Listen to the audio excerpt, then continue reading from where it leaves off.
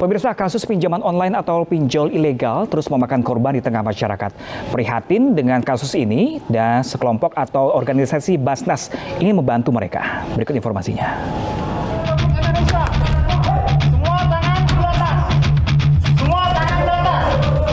Jerat pinjaman online atau pinjol ilegal terus memakan korban. Meski polisi terus menyatakan perang dan menggerebek kantor pinjol ilegal di sejumlah daerah, faktanya praktek pinjol ilegal masih dan terus marak. Suburnya praktek pinjol ilegal salah satunya didorong oleh kebutuhan masyarakat atas pinjaman dana yang mudah dan cepat. Akibatnya, korban terus bertambah. Iming-iming dana mudah tak disertai dengan kewaspadaan dan kecermatan sehingga akhirnya korban terjerat pinjaman dengan jumlah yang fantastis. Apalagi bunga yang mencekik kerap membuat jumlah pinjaman membengkak berkali lipat. Ironisnya, saat korban kesulitan membayar, pihak pinjol ilegal mulai menebar teror.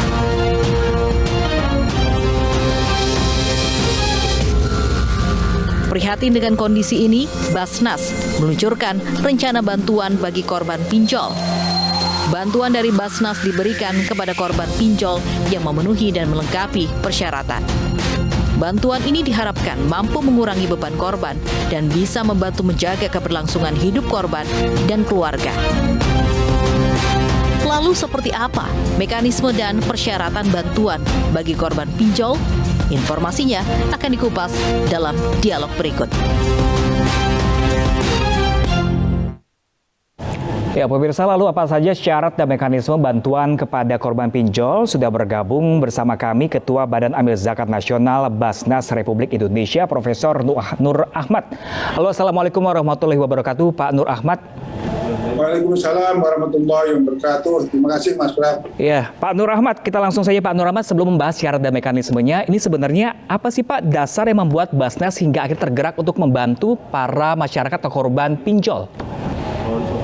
Sebenarnya ini bantuan yang biasa juga diberikan tidak hanya karena pinjol tetapi umum. Karena kami ini mempunyai 8 asnaf, diantaranya adalah gharim. Gharim itu orang yang banyak hutang.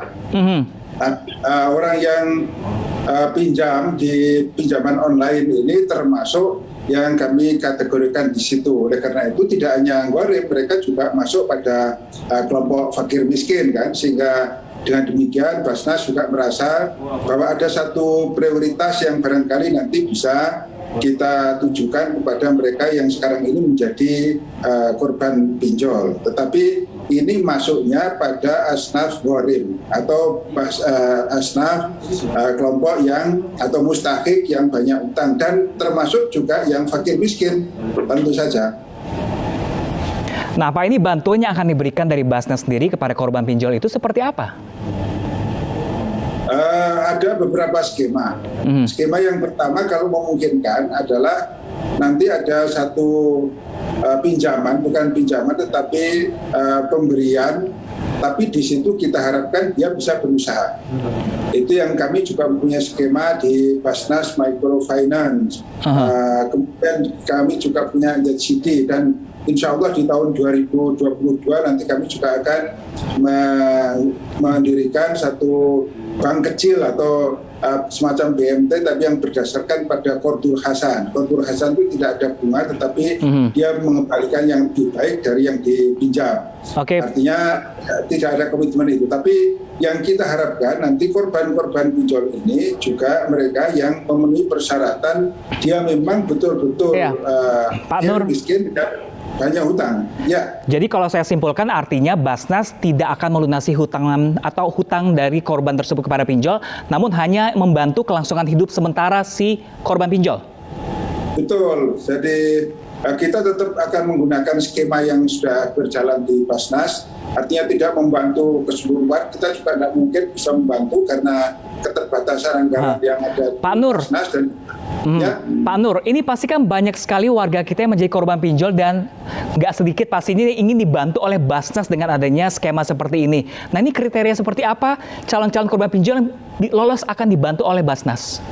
Ya, yang pertama kalau yang kita harapkan adalah mereka tetap melengkapi seperti selama ini, KTP yang jelas, kemudian dia melakukan aplikasi ke lembaga kepada layanan administrasi kita, layanan aplikasi Basnas, sehingga bisa langsung ditangani oleh teman-teman yang ada di Basnas ini untuk melakukan verifikasi, investigasi pinjol seperti apa yang telah dilakukan oleh teman-teman yang membutuhkan itu, apakah mereka memang betul-betul digunakan untuk makan atau digunakan untuk yang lain. Ini salah satu kriterianya.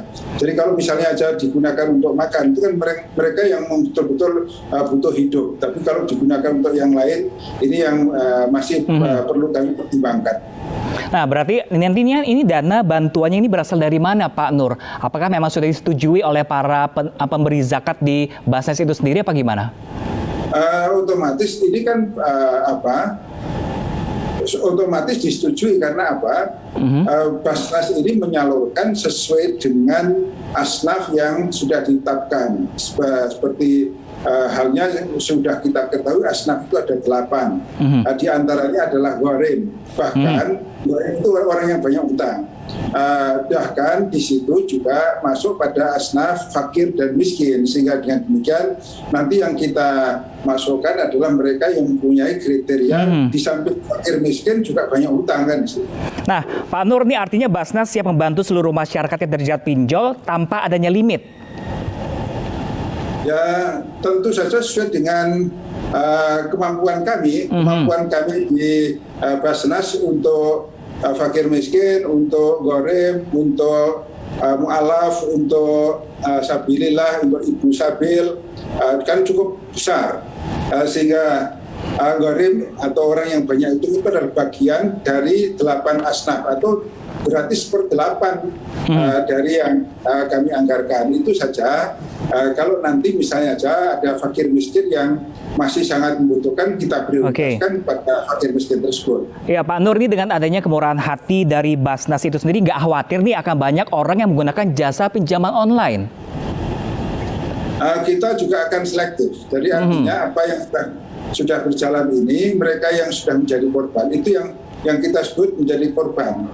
Artinya saya yakin dengan polisi karena sudah melakukan pemberantasan pinjaman online oleh ilegal, maka insya Allah kami akan kerjasama dengan kepolisian mana mereka yang memang masih bisa dibantu. Kalau yang sudah terlanjur itu insya Allah menjadi salah satu prioritas. Tapi yang akan datang misalnya aja ada pinjaman online baru ya tidak mungkin. Karena itu berarti orangnya nekat kan gitu. Oke, baik Pak Nur Ahmad, terima kasih telah berbagi informasi bersama kami. Semoga program dari Basnas ini bisa membantu masyarakat dan tidak disalahgunakan. Terima kasih. Assalamualaikum warahmatullahi wabarakatuh.